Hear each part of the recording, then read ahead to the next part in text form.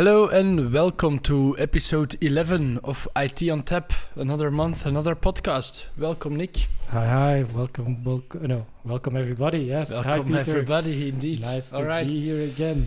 So for today, we're gonna talk about one of my favorite topics. It's all gonna be privacy today. Privacy, yes. And why privacy?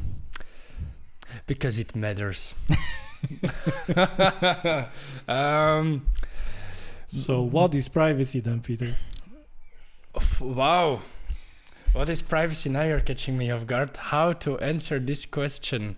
Well, actually, yeah, that is a good question. How would you define privacy in general? Well, I think you have many ways to describe privacy. Yeah, and I think because I am now way too technical in my mind and thinking too much in detail, I can't give you a clear answer. Please help. So yeah, I think privacy is very general. I think privacy is as we have the saying, in the privacy of my own home. So when you're at home, you already have your own and I think that's maybe the best general description. Like, it's secluded from the eyes of someone that you don't want to, that isn't able to see or cannot see it. Like, let's think about privacy as everybody has eyes, and everybody is looking somewhere, somehow, some way. Most of the time. I think privacy is the way of regulating who can see what, and you can do that like in the real world by what happens in your own home happens in your own home. Unless you have bad privacy, like no curtains, and then when you are getting frisky with the missus, then the neighbor that passes by can see, but okay, so a private space where you can be yourself. Exactly. All right, cool. Okay, I like that.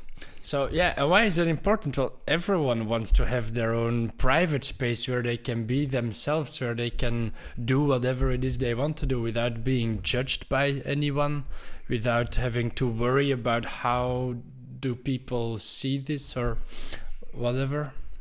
Look, I will say it like this. Everybody has these group chats. Everybody has a group chat where people come together and put in memes that are like the deepest of their mind. And nobody wants that group chat to come out into the real world and everybody else to see it. I have no idea what you're talking about. Well. So, okay, thank you. That was a nice description. How does this work in the online world, though? Because I remember from back in the days, it was not me personally, but everyone always says it like this, that in the beginning of internet, you were anonymous on the internet and you could be whoever you wanted to be. You could yell at people or complain about your boss online and it would all be private. Well, I do agree that the internet gives a certain anonymity to people, especially when it comes to voicing opinions. Mm-hmm. Like on Twitter, I can have a Twitter handle that has nothing to do with my real name, with who I am as a person. Like, I can make it as obvious as anonymous 123, and I can give radical opinions about everyone and everyone. I can comment. I can really hate on people. Hate speech without any repercussion. Or you could praise yourself on Twitter. Don't say that. I mean, if you read comments on the podcast, they are all real. This is just that great of a podcast. But I like that you touch on the social media already, because indeed you can have your anonymous handle and say all the things you want to say that you would not dare to say publicly. But Twitter still knows who you are. Twitter still has all the data. Twitter is still doing the profiling of you, and Twitter will somehow be able to connect the dots and know that it is not Anonymous123, but it is Nick Teyards. Yes. And this is why privacy matters. You don't want those big techs to profile you in this way. You don't want them to have all your data. And it goes really far. Now we're just talking about posting on Twitter, which is a social media platform created to give people a voice, to have a platform on which you can put your thoughts on or your opinions. But like you also have these free services online, which is meant for private conversations, like email, for example. You exchange messages with another person, and you hope that no one reads them with you. That's one thing, but also like things like Facebook, where you will post on, you will put information on, and yeah, we all know we all know about the cases that have been brought to Facebook and Mark Zuckerberg of like privacy problems, like them giving you specialized ad campaigns because you posted about cats, and they will give you cats slippers, to buy because they know you like cats. That never happened. For those who know, they know. I think it's referenced in another podcast. That's true. That's true. I did I reference it. I did tell you this anecdote already. Too bad. I wanted to share it today as well. So yeah, those shoes are still here, by the way. I know. I saw them. That's why I brought it up. So yeah, it's. I think the privacy there is a couple levels. Like for example, Facebook. One, it's what you want to share yourself, because the moment you share a picture on Facebook, and yes, you can put have privacy settings on your profile. Same with Instagram, you can put your profile private, and the image is private for the public eye. But the public eye here is the public eye of people that also have an account on Instagram, or whatever. But for Instagram itself, it is not private. Instagram, the owners of Instagram, Mark, can see all your private photos. Also, that photo is somewhere stored on their server. If it gets compromised, they can get your picture. Exactly. You know how you can solve that? End-to-end encryption. End-to-end encryption. End-to-end encryption. E2EE. My favorite words for the last year, I guess. So what is end-to-end encryption? End-to-end encryption means that in the example of putting a photo on Facebook, for example, you take the photo, you put the photo on Facebook, but you encrypt it yourself, and only you has the key to decrypt your photo. So even Facebook cannot see the photo on their servers. If the servers of Facebook would become compromised, and let's say Chinese hackers are exfiltrating all the data, they will not be able to open and see the photo because it will just be gibberish, and they need your private key to decrypt it and to see the photo. So as most of you probably use WhatsApp, I'm making assumptions, or Telegram, but the Telegram doesn't have end-to-end encryption, but yeah, let's go with WhatsApp. I'm taking WhatsApp as an example then. Yes. You know that I don't know, it's about a year ago, something like that. There was this message that pops up like, yeah, now your chat has end-to-end encryption. Yes. So what does that mean? Like you are I'm chatting with Pieter. We are discussing what are we going to say in this podcast. What beer are we going to drink? Like we always do for every episode, because we are really well prepared. Exactly. But now it's end-to-end encryption, but it's a conversation between two people. And yes, it's saved on the WhatsApp servers, because when you sync your WhatsApp with your web browser or with the client, you need to scan that QR code. And in the past, it was actually, in my opinion, if I think about it, technically more secure. But now you don't even need your phone nearby to read those messages. So that means very well so that the messages are stored on a server because you're making a direct connection with that server, while before it was actually streamed from your phone. That's true. That does mean that there is, in this case, two public keys or one maybe shared public key between me and Pieter to decrypt those messages. Yes, it's... I'm not sure this is how it works, but in my mind, when we start a conversation on WhatsApp, we exchange our keys with each other. They get mingled together, and this will then be used as the new key. Yeah, as the shared key to encrypt all messages with. And is this then symmetric or asymmetric encryption? Does that mean I can extract your key from that shared key if I know my own key? Interesting. Potentially, but I'm not giving you my private key, I'm giving you my public key. And my private key is for my private space. Okay, no, makes sense. We're maybe going into this a little bit too technical and geeks, too nerds, too conceptual. End-to-end encryption, very, very important in a privacy-minded world.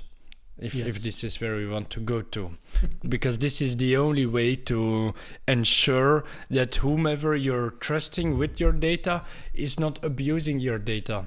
They have it, but it's useless. It's gibberish. Is there a way I can know that the service I am using, it be Facebook, Instagram, that AI platform that I saw that can generate funny memes if I just give it a prompt that it's using, or the AI service where you put like a photo of yourself in it and it makes it like in an anime character or drawed character in some kind of style? How do I know that it is saving my data in an encrypted way? If they ask money for it. That's actually... I knew where you were going with your question, and I was like, is there a way to... Normally they would say it on their website, because in my opinion it's a selling point. Like they do care about your privacy. They will shove it in your face that they're using end-to-end encryption and everything. The other thing, and this was actually gonna be my whole rant for an hour, but because they are end-to-end encrypting all your data, they cannot sell it, so their business value there is lost, and then they need to ask you for money to keep the service up and running. But services like Facebook, like Instagram, which is also Facebook, or WhatsApp, which is also Facebook, Meta. Twitter, it's Meta now. Twitter, which is X now, whatever, all the social medias that are abusing our data and that are free to use, their business model is let's sell the data and earn money. So if they are asking money for you to use their service, it's probably like how do you think Google is so big and still around? Yeah, and they've been a search provider for so many years, but every search you do in Google, it gets captured in a list, and at the end of the year they say, here companies, these are the most searched terms that you can use to drive your sales. Yeah, no, indeed. Google is one of the big tech giants that is on the foundation of this issue. But and this is where we come into the convenience versus control part a bit. If you don't want Google to do all these analytics, Google will not be Google anymore, and it will suck as a search engine. And I really need to not cuss on podcast, but have you ever tried using DuckDuckGo or something else as a search engine?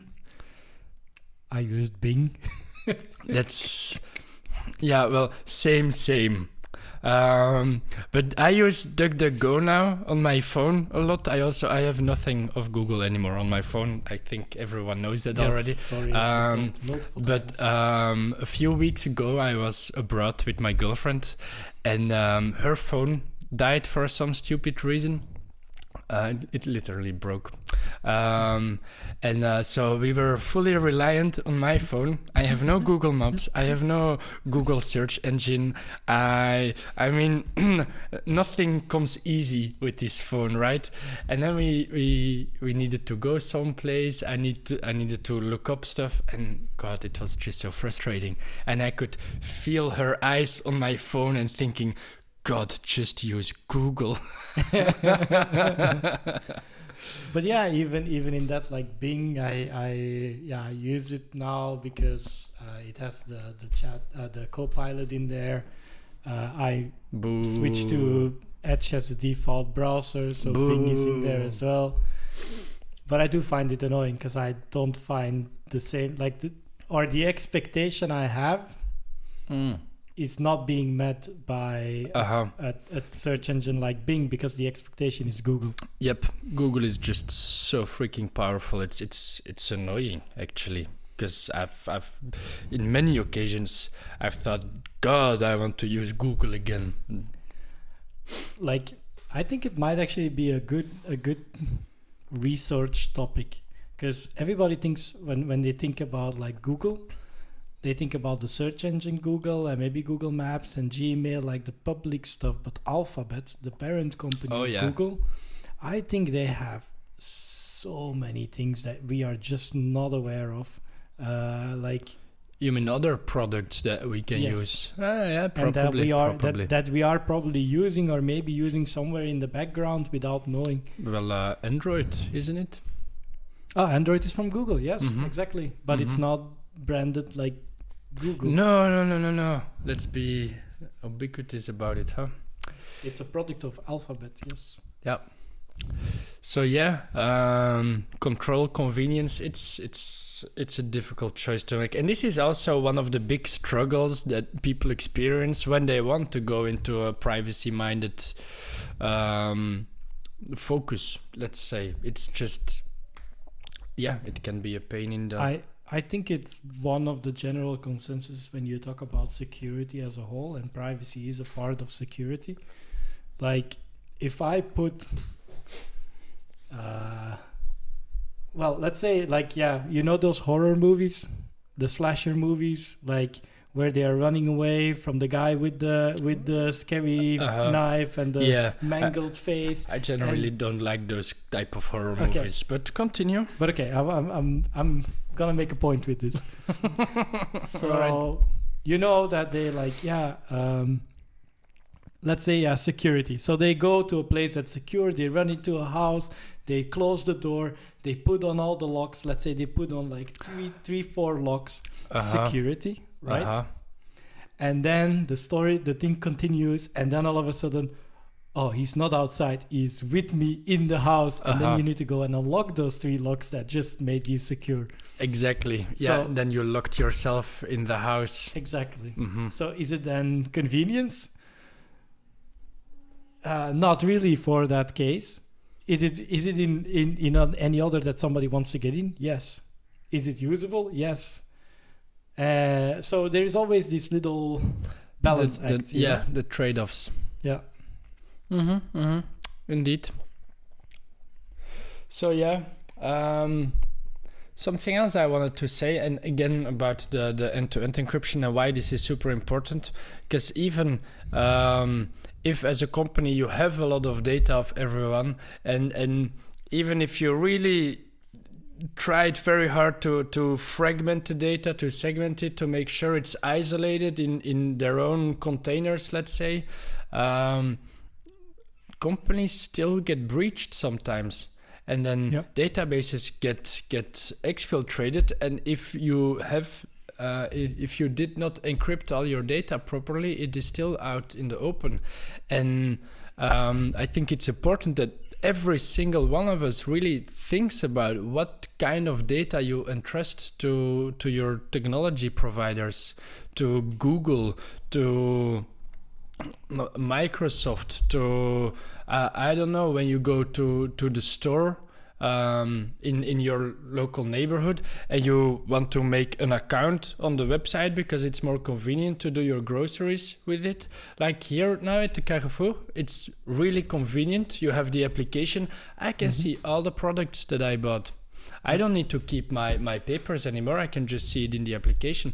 But it's all data about yourself. Of course. And if anyone now can breach the servers of Carrefour, they have a lot of interesting information about people. Of course. Before we started the podcast, we were talking about the topic privacy, of course. And one of the things that like we were talking about, and Pieter showed his prep, and then I had mine in my head, but his was written out nicely.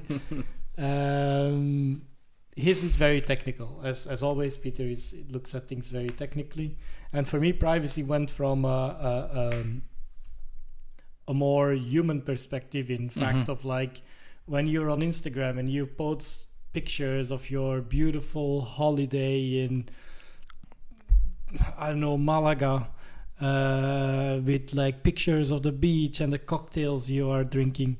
But if you're like, Instagram is a public space. If I am a robber that is looking for my next target, and I know where you live because I've done surveillance, and then I see on your Instagram like, oh, you're on vacation. Now it's my time to go. Strava is like, or not anymore, but it used to be. It used to be it used to be very bad place indeed. Misused by specific bike thieves to get high price and highest value bikes. Because when you log your bike ride and you made a picture of your nice fancy bike that costs like 10,000 euros, then and your trip starts at your home and ends at your home, then people know where to find your bike, of course. They know where you live. So they will come and steal it. And then Strava, to counteract that, so they did notice that problem. Now they obscure like the first 300 meters, I guess, and the last ones. But still, I mean, they still know your street. They still know the general area. Yeah, and then it's, I mean, pretty easy to just walk in the garden and be like, is the fancy bike here? Let's see with the neighbors. But, I had something to say, but I forgot it. And there it is again.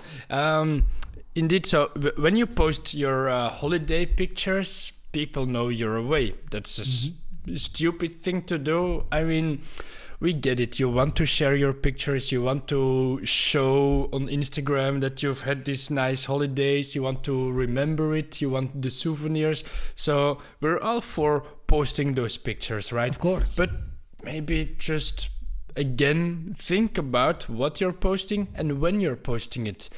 Don't, please, nobody do this. Don't post your boarding pass of your flight. Don't do it. It's not cool. People can cancel your flight for you just with your boarding pass number. That's super stupid. Also, there is a lot of personal information on there from you that you might want to keep for yourself. Yeah, you don't post the boarding pass. What you do is you post the payment thing that they need to, then they can pay the flight for you. Here is a QR code. Am I going on holidays? And then you hope that someone else pays for you. Hashtag crowdfunding. That's actually a good one. Nice. I need to remember that. And also your holiday pictures, post them when you're back home. This way nobody can take advantage of your home being alone. Yes. And free. So, actually, funny story, maybe not very privacy related, but now that we're talking about robberies and stuff, I've had one last week at my door here. I mean, it was middle of the night. I think it was 3:30 in the morning, and the dude just shined inside my home with a lamp. Yeah, that's creepy. That was super creepy. Were you at home? I was at home. Sleeping upstairs. I was sleeping upstairs, and I was all by myself. So at some point in the night, I woke up from a loud noise somewhere, and I did not know what it was. So obviously, the first thing I always do is I take my Home Assistant and I have a look at my camera. And because I have these AI detections in my camera, the first thing that I see on my Home Assistant is like the last person it saw. And this is like a picture. And I saw just a random dude standing at my back door. Did you do something with it? Like, yeah, I turned on all the lights because I can also do that from within my home system. I opened the windows. I looked at the street to see if I see a dude walking, and then I didn't dare to go downstairs. That was pretty weird. No, I can imagine that is kind of scary. I always thought that I would go downstairs, but well, I didn't. But then I checked the feed, and I just saw him. So now it's publicly known that Pieter is a pussy. Damn it! This was supposed to be a safe place, Nick. Privacy. See, privacy, guys. This is a lesson in privacy. Everything you put out into the internet will be known.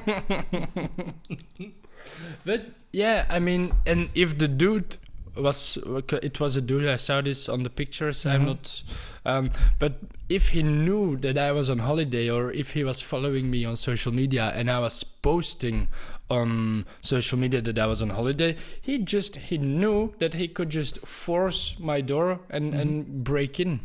But now he just very safely and stealthy, he tried to see whether my door was open, whether the window was open.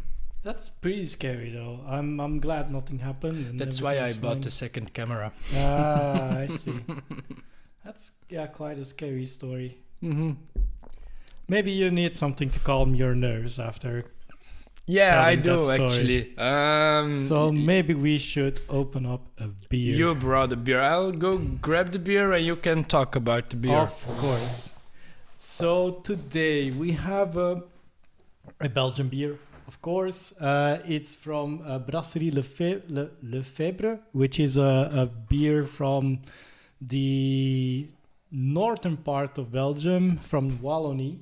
It's from a family brewery for already six generations, and they are known for like abbey beers, so the more heavy beers, but also like more inventive specialities. And I think we're a tech podcast. We talk about invention and innovation, so why not get something more special? So that's where we enter Barbar, or the Warrior's Rest. Barbar. The Barbar Blonde is an 8% ABV pale. It's with barley malt, and Pieter is laughing for some weird reason. With soft wheat, and the special ingredient, it's 2.5% Belgian honey. Belgian honey. Belgian honey. Nice. Because that is actually the special thing about it, is that they are using Belgian honey since 2025, so only since this year. Every honey used in the Barbar, or in the beers, because they made a thing about the honey beer. They made it really a specialty. It's completely Belgian, so it's a local partnership between the brewery and a local bee holder. That we. Oh, wow. That's actually super cool. A good deal for the beekeeper. Damn. And I didn't know it was good deal for us. Belgian honey since this year. Yeah. I remember I drank this beer like years ago when I was still in the youth movement, and I didn't like it back then. Okay, but so now renewed and older taste. It looks pretty dark, the beer. It is pretty dark, but honey can do that with you, no? Yeah, indeed. Tasting wise, it says. And when you say it, who do you mean? Oh. The internet? You asked.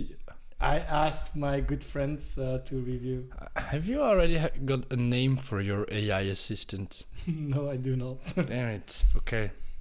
Well, so it says. I think you should name it. You should personify it. Mine is called Amy, by the way. Yes, and my first knowledge of AI. I did not call ChatGPT. It has been Amy for years because Pieter was the first one to jump on AI. And that was super funny. Yeah, I think it was in November of 2022. Something like that, yeah. And indeed, yeah, from day one, I was like, God, this is awesome. And I created like little scripts with it. I asked it to create songs about stuff. And then I came on the job because it was during the holiday break, I think in December. And I was like, look what Amy created. And everyone was like, who the fuck is Amy? Did you get a girlfriend? Yeah, you guys secretly thought that I was fucking Amy at home, huh? Never happened. So yeah, tasting notes: honey, citrus, floral and spice, and a sweet and refreshing acidity. I have a feeling that with no bitterness as an aftertaste. The honey is not so strong anymore in taste. No, I can taste the honey. And it's nice. It's a really good accent, but it's not overwhelming. Yeah, there is a very good balance. I like it very much now. See, age and wisdom. Age and wisdom. Age and wisdom. Yeah, maybe. But yes, so Barbar Blonde from Brewery Lefevre. Yeah, but you know what? I'll just, for the sake of it and for traditions, I'll post it on Untapped. By the way, if anyone is on Untapped from our listeners, just follow me. Can we make no, we cannot make a podcast account on that, I guess. We can. Maybe we should. Maybe that's a good idea, because now I'm just posting it on my personal account, but then we can, we could make a podcast account. And then I can link the comments and the account with the blog website that we now have for our podcast. Exactly. We are working hard on getting more material out there. We have now a website with blogs. And you know why we were able to do that now? Because last episode we learned everything about software development life cycle. Exactly. That's where it started. I thought it was because we learned about vibe coding. You're actually doing it secure, huh? Yeah, okay, so for... But yes, if you surf to itontap.tech, you will find all the episodes on the other platform than Spotify. Yep. You will find our blogs that Pieter wrote about security and more to come. Yeah, so the blog website exists in three different sections right now. You have the podcast episodes where we just I actually just copy paste the description from Spotify. I embed the Spotify episode there, and we also link which beer we drank and stuff. Yes. Maybe I can enable comments on there so people can give feedback on what they thought of the episode. Would be great, yes. But the other sections is one is called I think I call it Off the Tap for my blog posts. Nice. And these are just random thoughts, rants, and other stuff about all IT, of course. And then the last section is Hack the Box, because we love to do Hack the Box, yes. And I post my write-ups out there. So if people want to learn about cybersecurity and how to hack stuff, how to do it in the technical way, hands on keyboard, just go there and read it. I try to explain it very detailed and simple so that you can get it. As always, Pieter is very detailed and simple. Yeah, and we're also working on... Fuck you. I thought he wasn't gonna swear on the podcast. Yeah, well, what happened? I threw that overboard. Nice. And like we're also looking at broadening the blog part of it with topics that are discussed in the podcast, that we go a little bit more in detail for people that are like interested. Yeah, exactly. We talked about certain things last episode, but like, for example, I don't know if this is going to be the blog post about it, but now it can be like what is privacy, and a more deep dive on a technical level, like privacy or end-to-end encryption. If you want to know more about it, we will indeed go more in technical detail about what it is. I will try my best to write something that makes sense, and especially because this was a bit my goal with this episode, to also give you a way on how you can become more privacy minded on the internet. So I will try and give like a simple guide on what services can you use, how can you simply migrate from those free big tech giant services to the privacy focused ones. I already have the hook for your title. 10 tips and tricks to be more privacy minded. That's boring. I know, but it's SEO valid. Okay. Did Amy tell you that? No. All right. So that was my doorbell. Apparently today we have an audience during the recording of our podcast. Cool. Be quiet. So I was saying, what was I saying? It's something with blog post. I was talking about the blog post. Privacy. Probably for this episode we will create a blog post explaining more in detail what we discussed, and I hope to provide a guide for people on how to get more privacy focused in their digital lives. I think the main takeaway is that we are working on tools around the podcast and giving it a little bit more stuff to promote, because in a little bit we will go into year 2 of the podcast, which is also a milestone. Yeah, indeed. It's been a cool year. It's been a year already. Damn, time flies, huh? Yes, exactly. Okay, back to the main topic, privacy. Peter, we discussed end-to-end encryption. So don't trust the services, or don't trust all the services you are in. Go with caution, like think about the data you put on there. Yeah, especially that, think about the data you give to other services, because it's your data. It should be yours and yours to control. If you give it away, you don't know what happens with it. Exactly, because they could profile you. What is profiling, What Pieter? is profiling? Well, how will we explain this? I'm already thinking super technical again, so maybe you can just say a few lines on what do you think profiling is? So do you, because you didn't get to me with the slasher movie stuff, so I'm okay, let's try another genre here. Serial killer, like police cop movies. Sure. Bone Collector 7. 7 was super awesome. I liked 7. Okay, so right. You're an FBI agent. There is a serial killer. What are you going to do? You're going to try to make a profile. Like, who is he? Exactly. What is he? What are his tendencies? And you know those descriptions, like, he's most likely a male in his 20s to his 30s. Because for some reason it's always a male, because female cannot be a serial killer. That's sexist, Nick. No, I think the movies are sexist.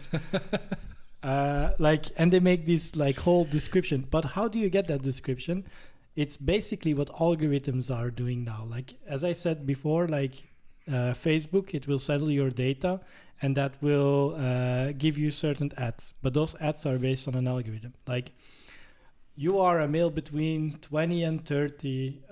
You like beers. They will probably give you ads for beer, because that is the profile that they have on you. Lovely, just what I was looking for. Exactly. Cannot always be cat slippers. Yeah, indeed. So you try to find out what the likes and the dislikes are of the person. You try to put him or her into a category so that you can give more curated advertisements and that type of stuff. So this is something that the big tech giants are all doing, and I'm very sure that if you as an individual would find out what Google really knows about you, and not just when you look into your own Google profile and you see what they know about you, but how they profiled you, you would be speechless. Like it might actually save a lot of money on psychologists.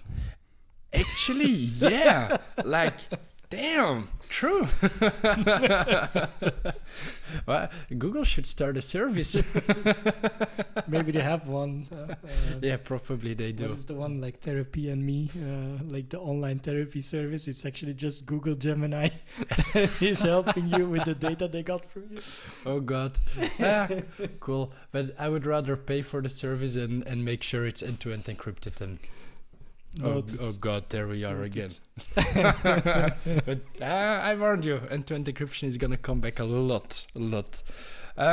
So, okay, I think we talked enough about why privacy matters, what can go wrong, what is privacy, and all that kind of stuff. Maybe we should talk into solutions. How can you care about your privacy online? Go live somewhere in the woods in Finland. Excellent Sweden, advice. Off the grid, like. That's a way. Yeah, sure. I mean, you will be very. I mean, no company would be able to profile you. You are more. You have more of the beer to do these kind of things than I do. Is it? I need to shave, huh? No, sorry. So, yes, because those companies, even if they know who you are and they're able to profile you, there is no way they can touch you because you live in the woods. Do you feel that in a society like we are today, there is still such a thing as living off the grid, as in being completely? I think that's super difficult. Not having no trail, because you still have government that is there, and you have those data, but like, I don't know. I think living outside of the. I think that's not possible anymore. Especially here in the Western world, you cannot do that. Yeah, I think you won't survive. I mean, it's already super difficult to live without Google. Imagine living without a phone. Speaking from personal experience here. Yeah, I mean, that one trip scarred him. Oh yeah, it did. He lost points with the missus, so it's. Oh yeah, the WAF lowered. Did I already explain you what the WAF is? No, what is the WAF? Oh, my girlfriend will hate me. I don't think she likes the term. The WAF is the wife acceptance factor. Okay. Look it up. It exists. Yeah, it's a thing. Makes sense. I thought it was super funny, but I don't think she shared my opinion. Okay, I think I get what this is. It's like, oh, I've seen this really nice, cool piece of tech that I want to buy, and then like, what is the WAF score on this? Like, how in how much trouble will I get if I spend money on this? Like, for example, if you try to make your home a smart home, the WAF here is very important. If everything works, it will be very cool. And you can place a tablet to the wall, and you can explain to her that if you press here and here, stuff happens. And you can even say, hey, Amy, give a command to your voice assistant, and stuff happens.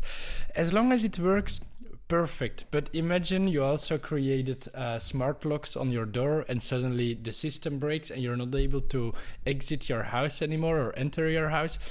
Damn, boy, that WAF drops. I can imagine. It's like it's like in corporate world, like business approval is key, business happiness is key. Voila. But you touched a very good subject, the home assistant stuff. Like this you, is like a technical guy, host your own stuff, so you know what is in your home assistant. This is a way to have a smart home without giving up your privacy. Yes, because you do everything yourself. do you think, like they say they don't, but do they listen? Home Assistant. Like a Google Home, like an Alexa? No, Home Assistant is open source. That's the beauty of it. You can, however, enable remote access, and then your Home Assistant server creates a tunnel to the cloud of Home Assistant, and then they would technically have access into your home.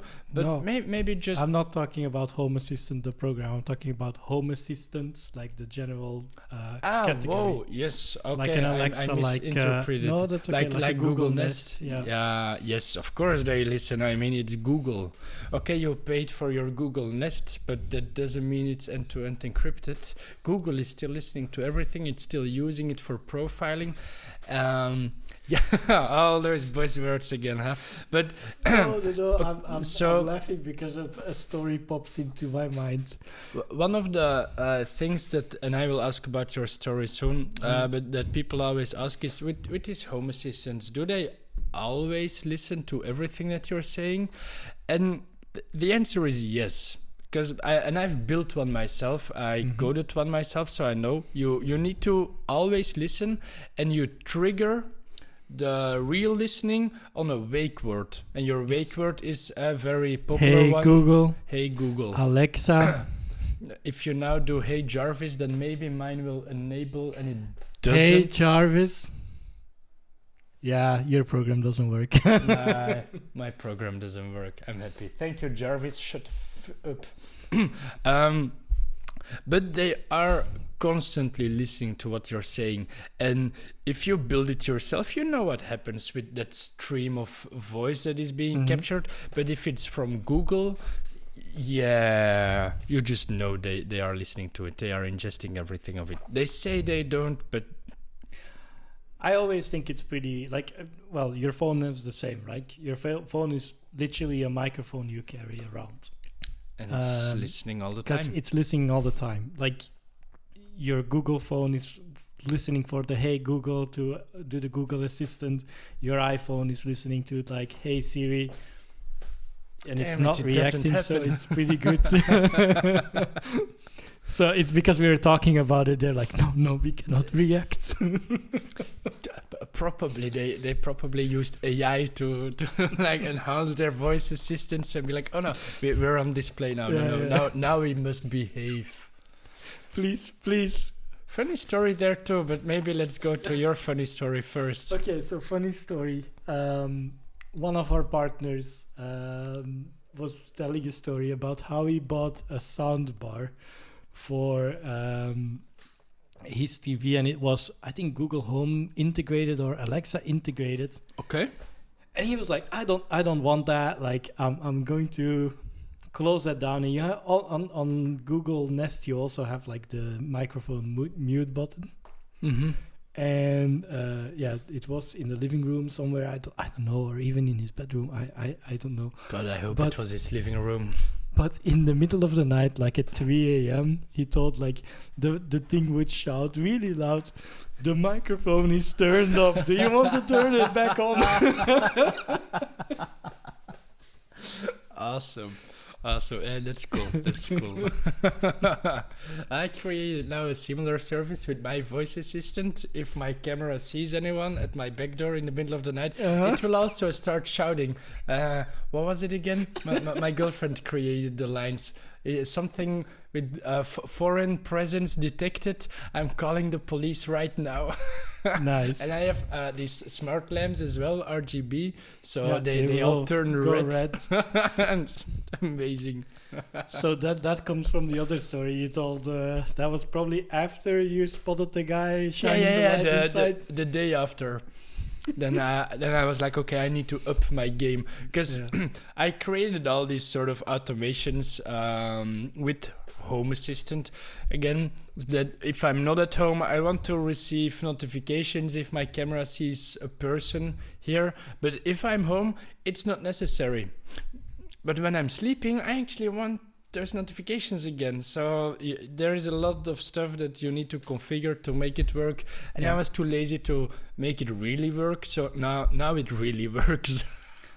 So what are the chances that it goes off on a false positive? I have been thinking about that as well. That was my first thought. Imagine I'm coming home back from drinking in Brussels, half wasted, 3 a.m. in the morning. What are the chances that my voice assistant will shout at me?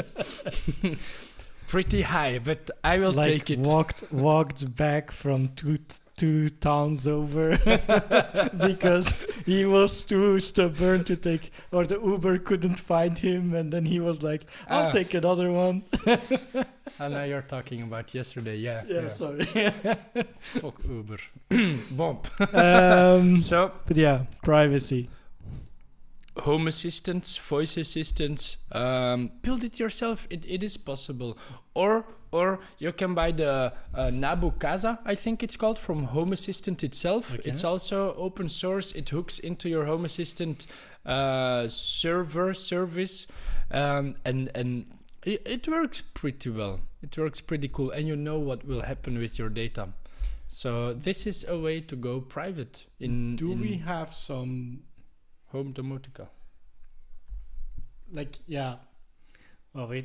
Different topic, I guess. The home domotica, it's a whole different ball game.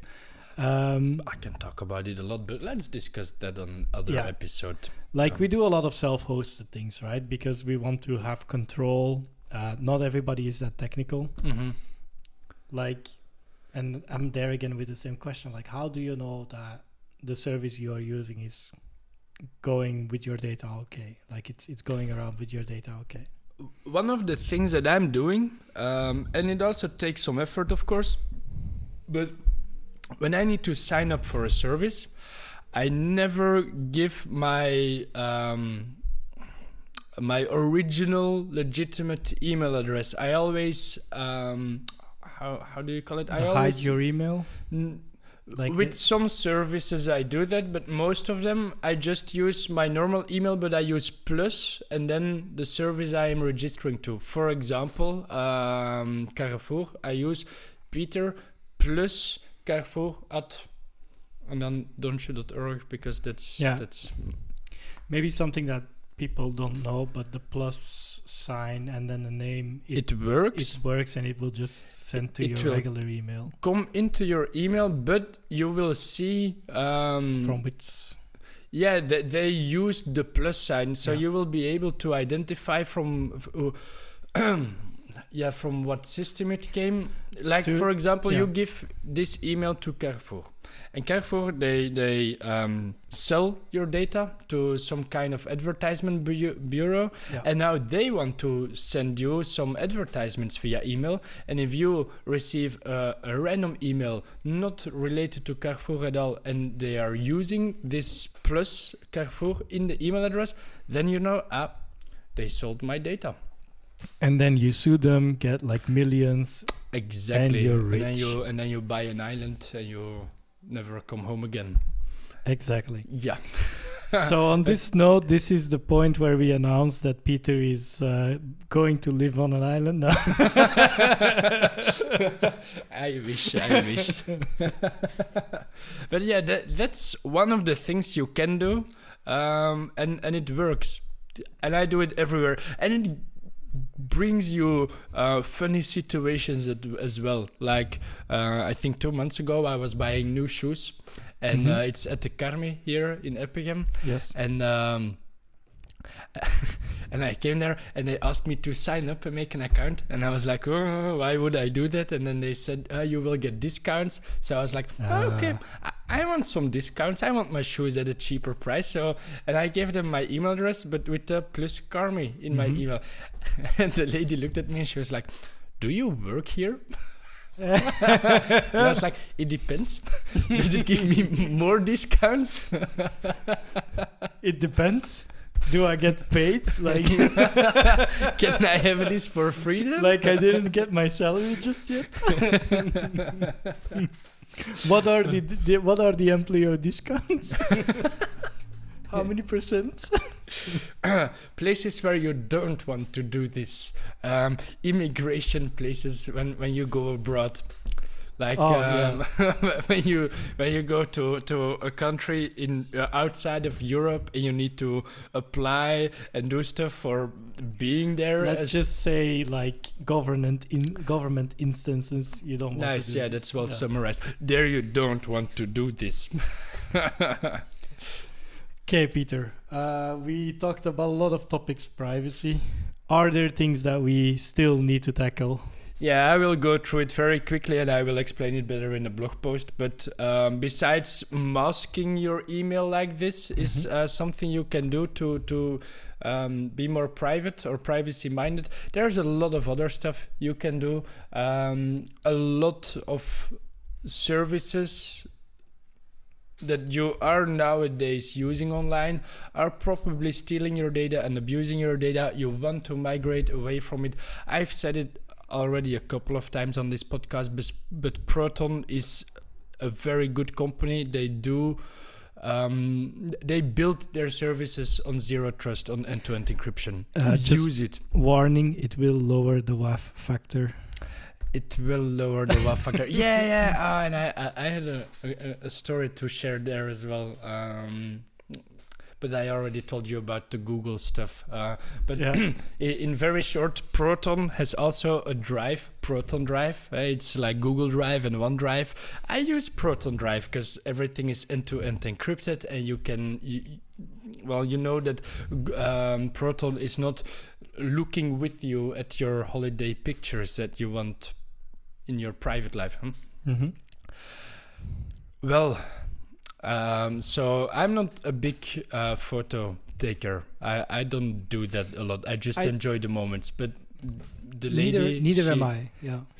The ladies, they like to have pictures of everything, right? And they want to be on pictures, and they want pictures of the environment, of you two together, of everything. No, okay. And then oh God, okay. I was going to go into lighting and this kind of thing, but we're closing up to the hour and we wanted to make it a short podcast, so I'm not going to go into that. Thank you. People that listen will know what kind of reference I was trying to make here, but... So obviously she takes a lot of photos. I don't do that, and she has a great phone as well with good quality, so she takes the photos, and we want to share the photos with each other. So I was like, yeah, let's use Proton Drive, it works. It didn't work so neatly. There were lots of bugs in it. It was difficult to install it, to set it up, to link the photos, to sync the photos, to and she was like, one evening we were right before we went to bed and we went to sleep, she was looking on her phone and she was like, nothing is working, screw this, no, let's just use OneDrive. And then we had a small fight about, no, I really don't want to use it, let's just use Proton Drive, and I'll fix it tomorrow. And well, the WAF factor lowered there as well, obviously. To be fair, I'm very happy that is like not a thing I need to worry about of like technical discussions with girlfriends. Like, yeah, no, I like that. Like, yeah, that's super cool. And the other way, it's really nice that you have a girlfriend where you can have these technical and discussions. I love that. I love the fact that she's technical, and we have really cool conversations about it. And we can brainstorm and bump ideas off each other's head, and that's cool. But there, that moment, yeah, wow. And then on top of that, her phone broke the next day when we went visiting some islands. So all her photos were lost because, well, we didn't put them on the Proton Drive yet. And if we had put it on OneDrive, it would have been there. So now this trip only exists in your memories. Well, I took pictures from starting from day 3 or 4. then my phone was used for the pictures. But well, yeah. So Proton Drive, Proton Mail is also a very cool thing, end-to-end encrypted again, so they will not read your emails together with you, and it's easy to use. Like,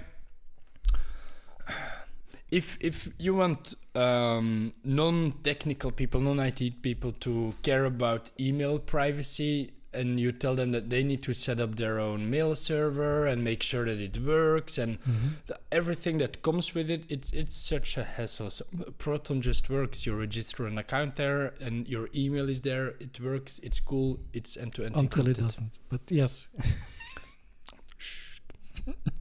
You also have Proton VPN. People ask me a lot, like, what VPN provider should I use?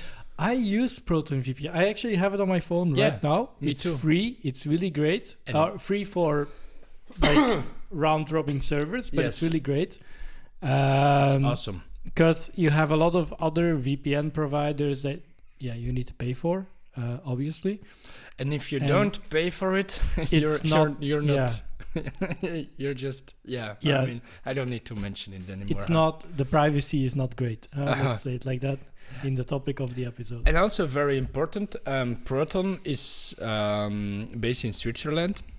Switzerland doesn't have a national law that states that they need to be able to provide logs to official institutes in case of, hacking incidents or whatever. The police can't just walk up to Proton and say, I need the logs from that server right now because we need to investigate something. They just don't have the logs. Pieter, am I promoting hacking? Yeah, no. our demographic are nice people, like clean people, like white hat people.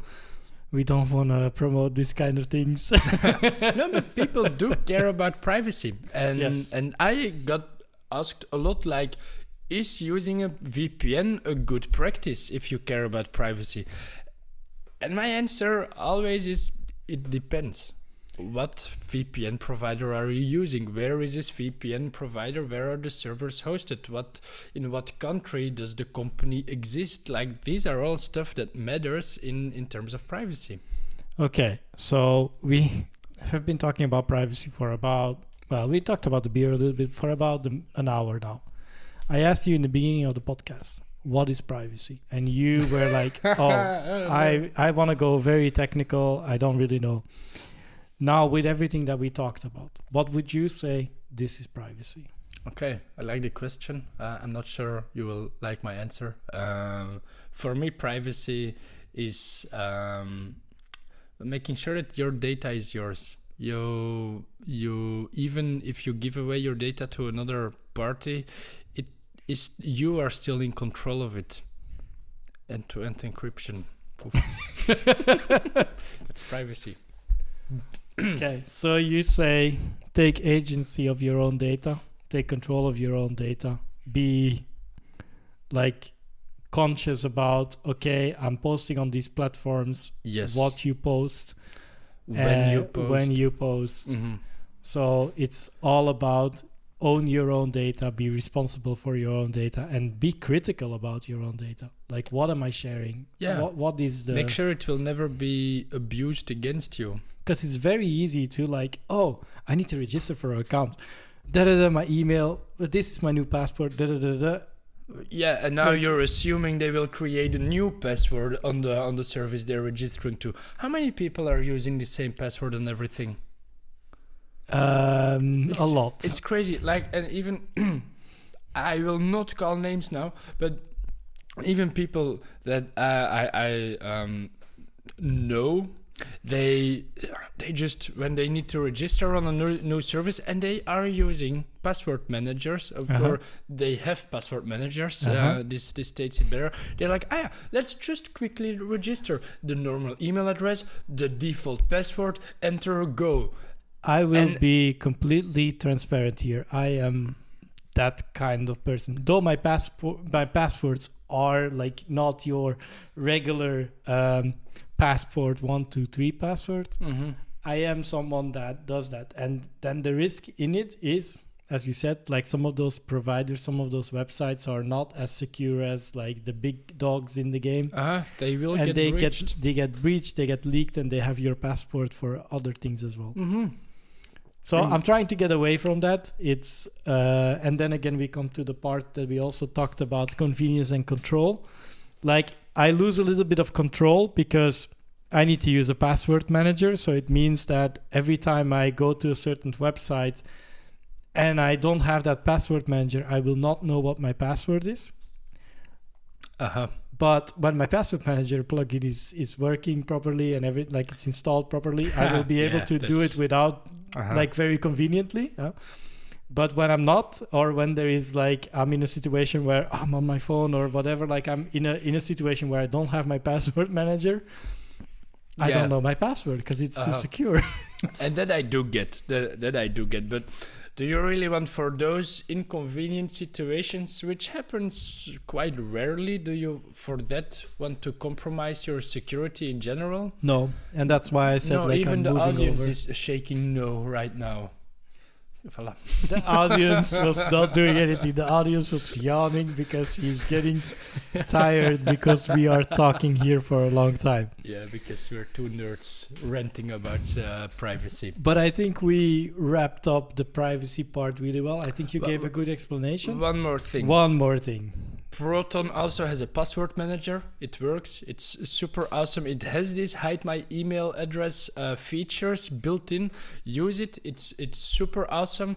And one tip, what not to do with a password manager: please don't store your master password in there that is randomly generated, because if you lose access to it, you won't know your master password. Okay. So, disclaimer, we are not sponsored by Proton. We said we have a lot of plans for year 2 of the podcast. Maybe Proton, if you're listening. That Swiss money is good here as well. But, yeah. So we have... Okay, sorry, the audience was interfering. Slipping notes. And all I want to do is wrap up the podcast. All right. So on that note, we're going to wrap up the episode. This was episode 11. It was about privacy. It had some funny stories about privacy. Pieter almost got robbed. That's what we know now. Also, don't come to his back door with a flashlight, because his lights will go red, and there will be some shouting from his AI assistant or voice assistant, home assistant, whatever you want to call it. It's my voice assistant backed with AI. So. Is it your girlfriend shouting, or is it AI? Do you use it's still AI, but I did have that's the second. And on that note, we are going to finish the podcast. Yeah, just wrap up. Thank you for listening. So that was the bell. That was the end of the podcast. Have a good night.